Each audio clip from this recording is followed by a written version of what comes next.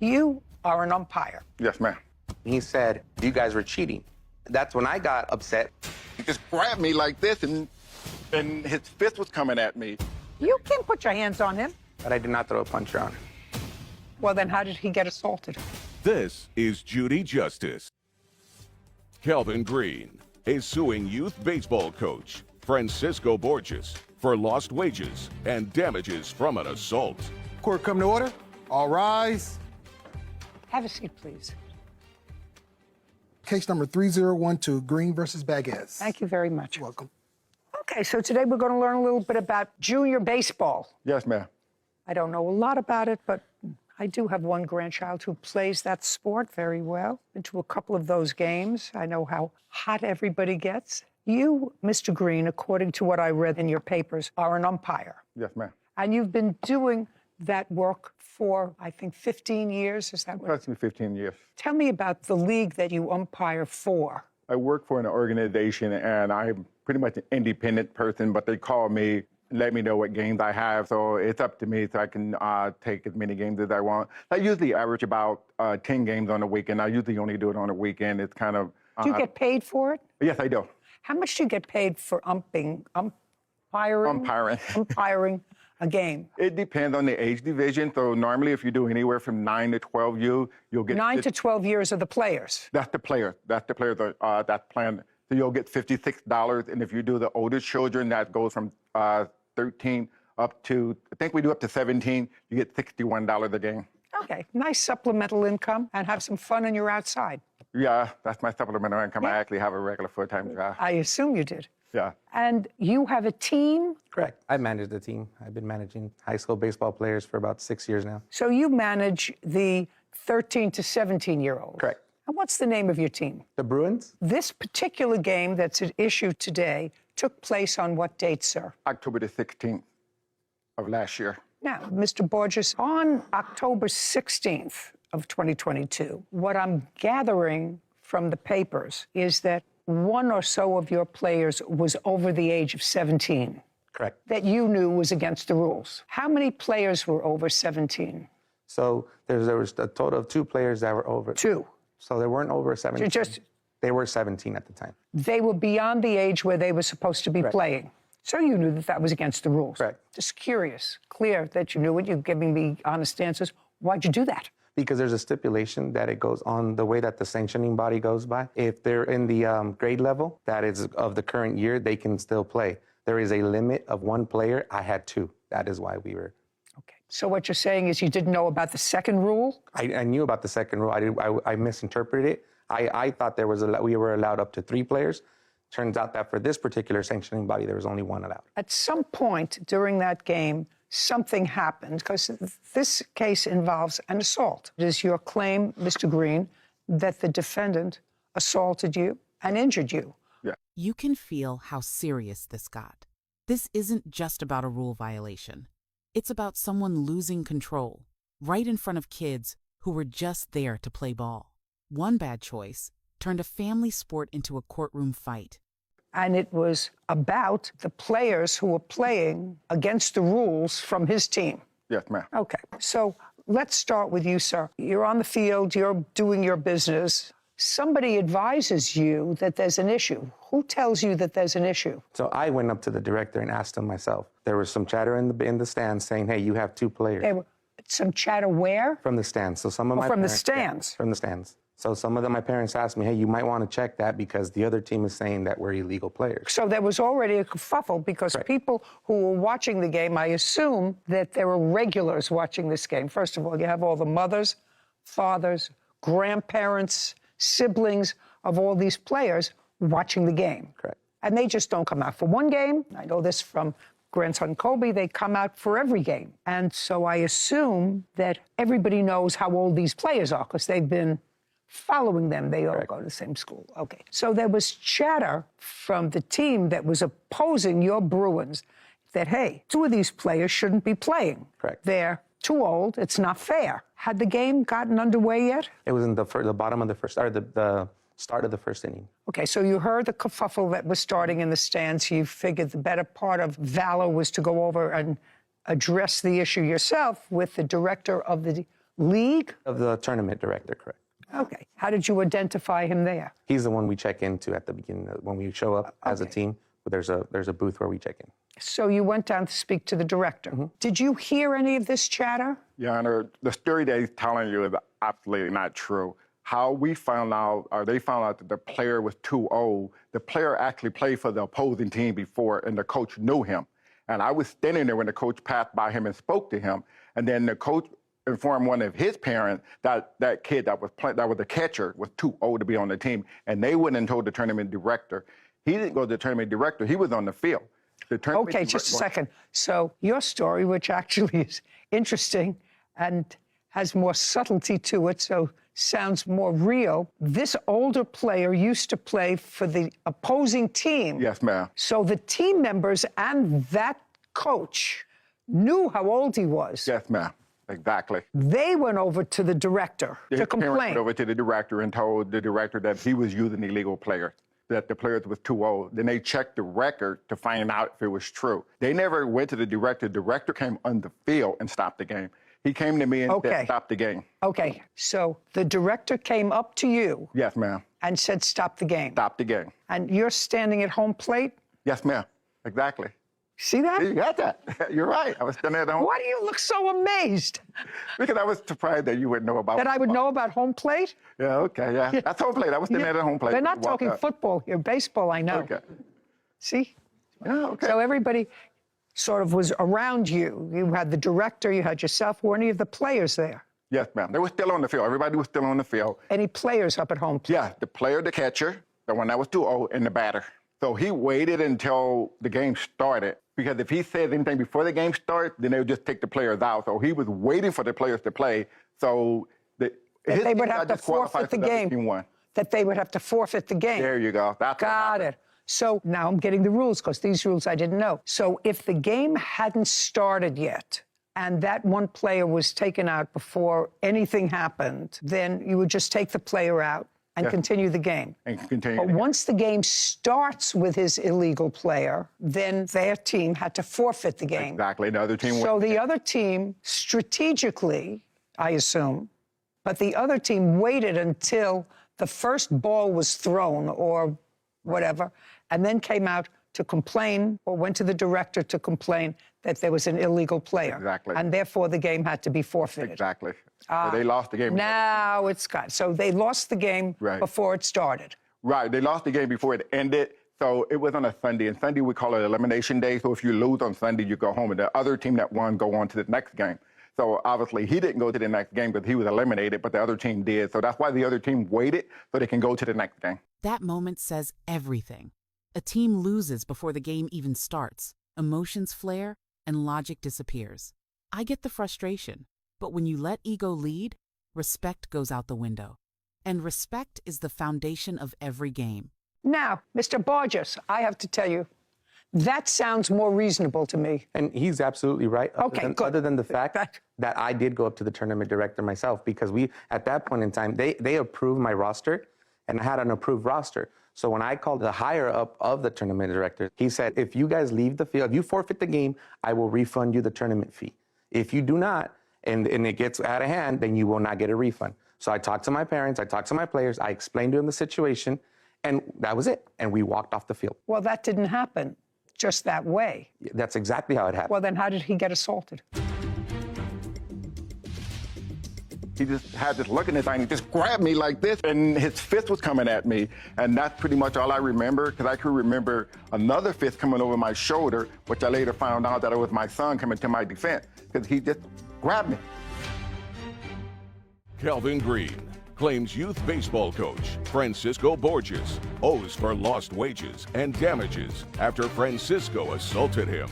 Now, his version of the events sounds much more plausible to me now that I know that you crafted your participation initially in a certain way, but that sounds right. Now I understand it. Okay, so now they're all out on the field. So no, what happened next is that they actually left the field. He didn't say anything about the game, so they left. So they left the field and his team left. And all of his players left the field. So what I did is I returned to what we call it the director's table, but it's like an easy up setup. Now we're off the field, but the tension keeps climbing. You can almost feel that heat, the arguments, the crowd, the embarrassment. This is where anger starts to take over reason, one sharp word at a time. So I returned to the director's table where all the umpires usually hang out, because we do like 5 games a day. So in between games, we kind of go there and get our new scorecard, our new baseball, and everything that we need for our next game. So I was standing there just kind of talking with other umpires. My son Cam was there. He's an umpire also. And on this way out of the particular facility that we were in, the director's table was right there. Him and some of his parents, that's when they stopped by the director's table to ask the director about why they were disqualified, because they were saying that they knew that they were using illegal players. The director was saying, no, we didn't, because you never checked in with your roster. And so they started demanding a refund.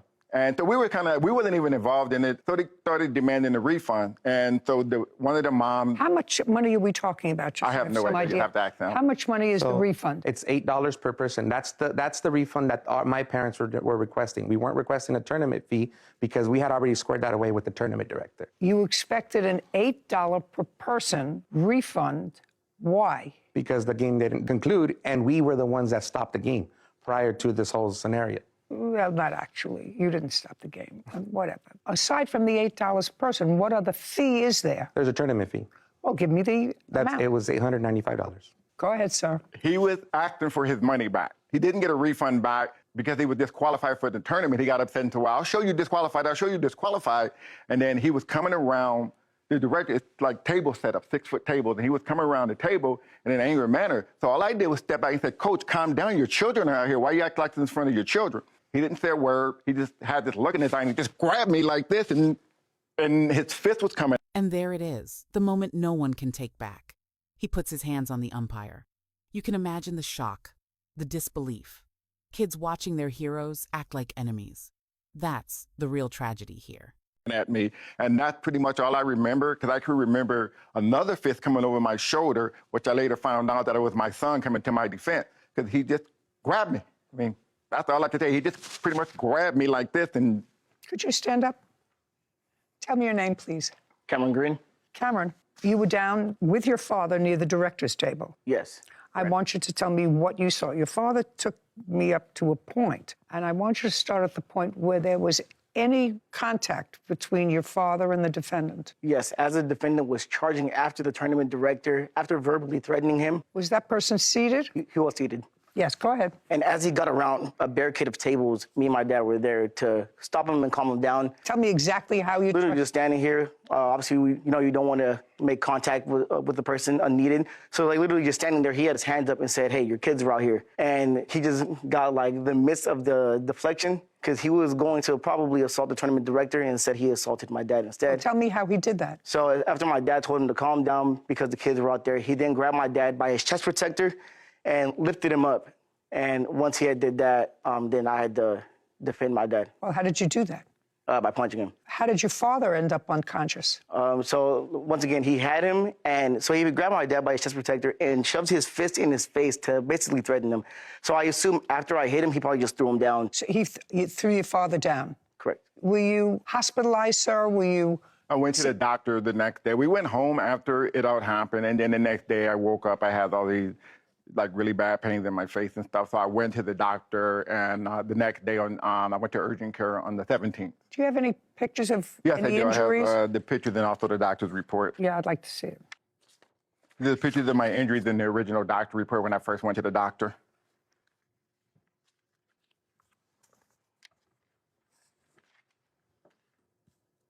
The black eye, the bruises, they say more than words ever could. That's not the face of victory. That's the price of letting anger take charge. It's painful to see what started as a weekend game end up like this. Pretty bad black eye areas, that was Yes, shown. ma'am. Did you file a police report, sir? The facility, the director, they filed a police report. Do you I have a spoke to the copy of police that? on the 18th. Do you have a copy of that? Were you able to get a copy of the police report? No, they gave it back to me. Nothing. Okay. Was there a complaint filed by you with the police department, sir? Yes, there was a complaint filed by me with the Riverside County Sheriff. Were you ever contacted by the police? I was. Were you arrested? No. Did Mr. Green cause to be served on you an application for a protective order? Correct. And was there a hearing on that? Yes, there was. Did you testify? Yes. Did you have any witnesses? No, I just had witness statements and the picture that I showed you. Did you have any witnesses? No. What was the result of that hearing? I was granted a restraining order for a year. And was the story that you told to the court at that hearing consistent with what you've told me today? Yes, it is, Your Honor. I actually have the Just- transcript from that court case. I'd like to take a look at it. I'm going to ask you the same question, Mr. Borges. Was the testimony you gave me today consistent with what you told the court on that day? Absolutely. You did, in fact, put your hands on the plaintiff. Correct. I'm actually going to go in a little bit further. How many parents were with you at the time you came to the director's chair? There was a few. There was about 5 or 6 there. They were standing next to me. Did you see the parents of Mr. Borges' team with him? Yes. How many were there? At least 5 or 6 parents, and they all had their kids with them as well. Now, when Mr. Borges, when you said came around the table and put his hands on your father, where were the parents? They're behind him, and due to the progressive heating of the argument, everybody on his side was being very aggressive. That's why when he charged after the tournament director, no one cared to stop him. And after I had defended my dad, I was then jumped by about 5 of the parents. Okay, so he was the first one who went around the table. Correct. The parents and the other players followed after him? They were aggressive, but they stayed put. And after I had defended him, then that's when they got involved. Now, when you say you defended your father, what did you do? As he had my dad grabbed by his chest protector, I then punched him. Punched the defendant? Yes. And after you punched the defendant, what happened? I was then jumped by about 5 of the parents. So I saw 3 running at me and 1 running at me full speed. So I engaged with the first guy that was coming at me. And right there, I got tangled up, and then I was thrown to the floor immediately, and then jumped by about 5 parents. Who broke it up? Actually, a bystanding coach ran in about like 6 seconds into the jumping and picked me up off the ground and separated me from the crowd. I almost had it, though. Then I got it. When I got up off the ground, I pulled one of the parents off of him. Because when I got up off the ground, I was... Off of your son? Off of my son. I was looking for my hearing aids and glasses, and then when I picked him up, I noticed 3 guys fighting my son. So I pulled the parent off of him, and then somebody else came around and punched me again. I couldn't see who that person was. I got it. You got punched because you put your hands on his father, and you're a big guy. How old are you, sir? 62. How old are you? 38. He's old enough to be your father. How dare you put your hands on him?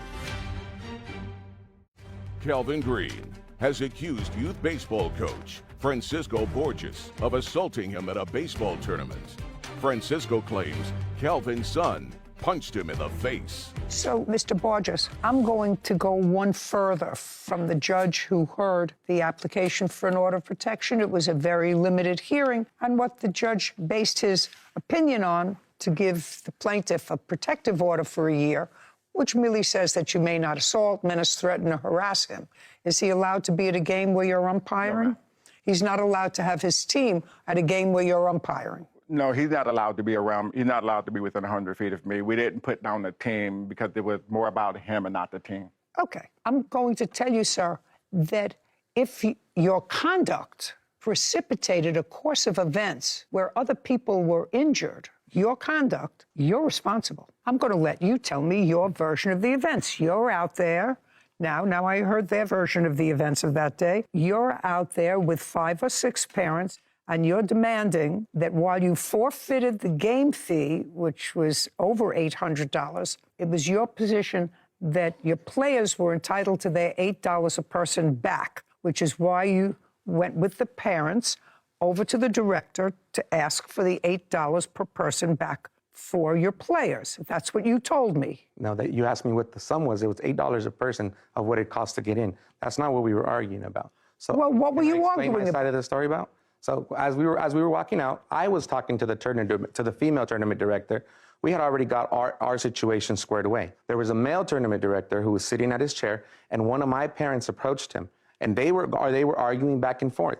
He made a comment, and he said, "You guys shouldn't even get a refund back for your tournament fee because you guys were cheating." That's when I got upset because I had already squared away with his boss and the female tournament director that was on site. Okay. So what did you do when you got upset? I told him, do you even know what's going on? I've already explained that this whole situation has nothing to do with the team. She's asking for her $8 back because they just got here and they're not watching the game. Oh, you mean their fee to get into the stadium? Correct. What were you involved with that for? Exactly. What were you involved with that for? They wanted their money back. How many games were going to be played that day? It could have been, 3, 4, 5 games. But They could have sat and watched the rest of the 5 games. yeah, they could have. At that point in time, the argument started with the tournament director. Mr. Green was coming over from the field, and he did see when we were arguing. He did get in front of me. He said, "Hey, man, relax. Your kid's around." My whole thing was the director was still talking back to me, So what if he was talking back to you? The truth is he was saying the truth. That director was saying nothing that was untruthful. All this started because you put 2 illegal players on your team. That they approved, Your Honor. What?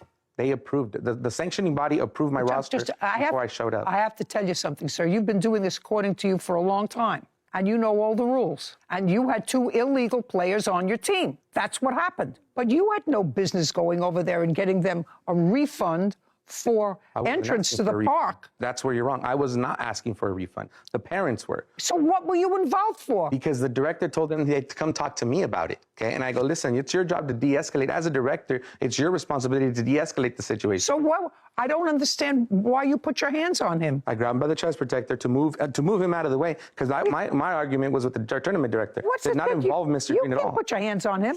So at that point in time, that's when I got punched, and then I was pulled back by the parents. Just a second. You got punched because you put your hands on his father aggressively, and you're a big guy, and you were aggressive. How old are you, sir? 62. How old are you? 38. He's old enough to be your father. How dare you put your hands on him? Okay. Anything else you want to tell me, sir? I just want to say one other thing, Your Honor, that this is mainly about him and other parents that come out to youth sports and behave badly. I want to send a message to him and all the other parents out there. When you come to support your kids. We're human. We make mistakes. We're out there for the same reason they are. It's not about the money. We're out there because we love the game and we love the kid. There's no place in baseball for violence, and he has to know that, and all the other parents have to know that. When you come, you're supposed to be there to support your kid, not harass the umpires or get into it with the directors. If you know you cheated, take your lumps and go home. But to assault Couldn't have said it better myself. It's like, yeah. And that's why that's the message. And I won't say it better myself. He's right. Right? Yep. Did you lose any work, sir, as a result I of missed a month of work and I missed a month of umpiring. judgment for the plaintiff in the amount requested in your petition, $10,000. Thank you, Your Honor.